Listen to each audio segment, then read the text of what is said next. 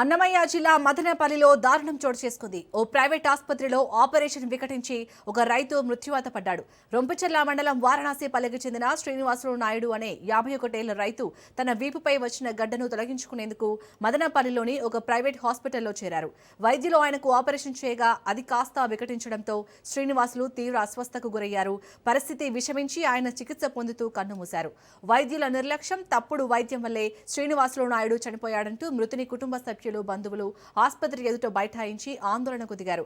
బాధ్యులైన వైద్యులపై కఠిన చర్యలు తీసుకోవాలంటూ డిమాండ్ చేయడంతో ఆసుపత్రి ప్రాంగణంలో తీవ్ర ఉద్రిక్తత నెలకొంది. సమాచారం అందుకున్న పోలీసులు అక్కడికి చేరుకుని మోహరించారు.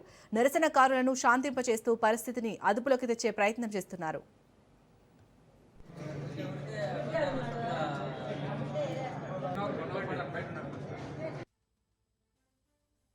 నాలుగు రోజుల ముందు హాస్పిటల్కి వచ్చినారు. ఈపున చిన్న గడ్డ ఉండదని 4 రోజుల ముందు ఆపరేషన్కి వచ్చినారు. చెకప్లు అన్ని చేసినారు. చేసిన తర్వాత టైం ఇచ్చినారు.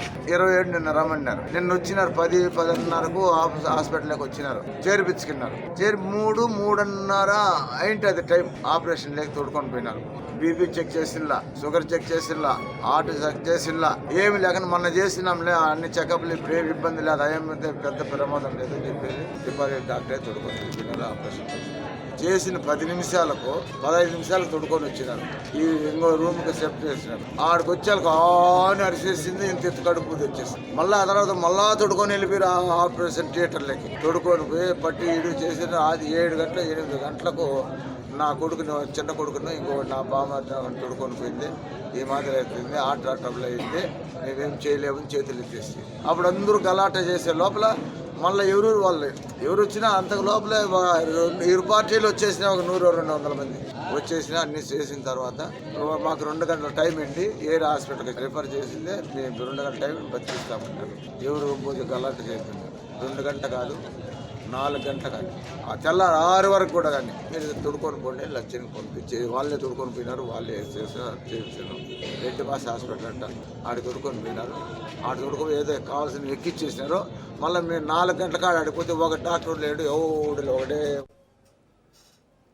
ఇక అన్నమయ్య జిల్లా మదనపల్లిలో జరిగిన ఈ దారుణానికి సంబంధించి మరిన్ని డీటెయిల్స్ ని మా ప్రతినిధి నారాయణ అందిస్తారు. నారాయణ.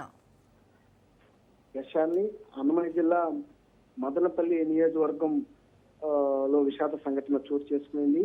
ఆపరేషన్ కోసం వెళ్లిన ఓ రైతు వైద్యాన్ని వికటించి మృత్యువాత పడిన సంఘటన తీవ్ర విషాదాన్ని నెలకొల్పింది. రొంపిచెర్ల మండలం వారణాసిపల్లికి చెందిన 51 సంవత్సరాల వయసు గల రైతు శ్రీనివాసులు నాయుడు మృతి చెందడం యొక్క తీవ్ర ఉత్పత్తికి దారితీసింది.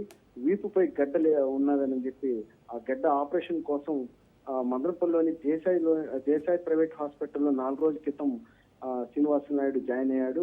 అయితే బుధవారం ఆపరేషన్ చేయించుకున్న తర్వాత ఆ ఆపరేషన్ వికటించడంతో కూడా ఆ యొక్క శ్రీనివాసులు నాయుడు కూడా తీవ్ర అస్వస్థతకు గురయ్యాడు. ఈ క్రమంలోనే అతను చికిత్స పొందుతూ గురువారం ఉదయం మృతి చెందినట్లుగా ఆ యొక్క ఆసుపత్రి వైద్యులు కూడా వారి కుటుంబ సభ్యులకు చెప్పడంతో ఆ యొక్క కుటుంబ సభ్యులు, బంధువులు కూడా దిగ్భ్రాంతికి లోనయ్యారు. ఒక్కసారిగా కట్టలు తెంచుకున్న ఆవేశంతో కూడా వాళ్ళు ఆ యొక్క ఆసుపత్రి వైద్యులను కూడా పెద్ద ఎత్తున ప్రశ్నిస్తూ వారిపైకి వెళ్ళడం జరిగింది. ఈ క్రమంలోనే సమాచారం అందుకున్న పోలీసులు కూడా హుటాహుటిన ఆసుపత్రి వద్దకు చేరుకున్నారు. అప్పటికే తీవ్ర కోపోద్రిక్తులైన ఆ యొక్క కుటుంబ సభ్యులు, బంధుమిత్రులు కూడా ఆ యొక్క ఆసుపత్రి అద్దాలను కూడా పూర్తిగా ధ్వంసం చేశారు. మరోవైపు ఫర్నిచర్ కూడా ధ్వంసం చేశారు.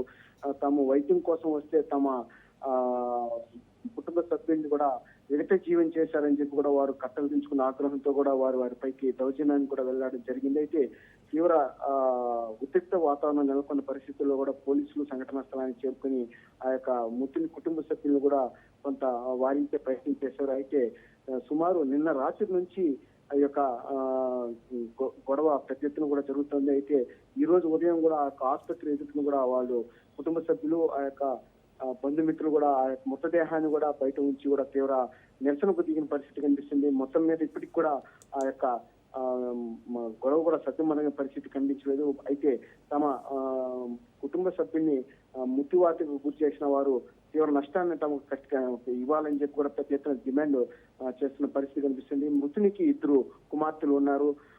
భవ్య, ప్రియ అనే 2 కుమార్తెలు ఉన్నారు. వారిలో ఒక కుమార్తెకు కూడా వివాహం జరిగింది. అయితే ఈ క్రమంలోనే తమ తండ్రిని కోల్పోయినట్లు కూడా వాళ్ళు తీవ్ర ఆవేదన వ్యక్తం చేస్తున్నారు.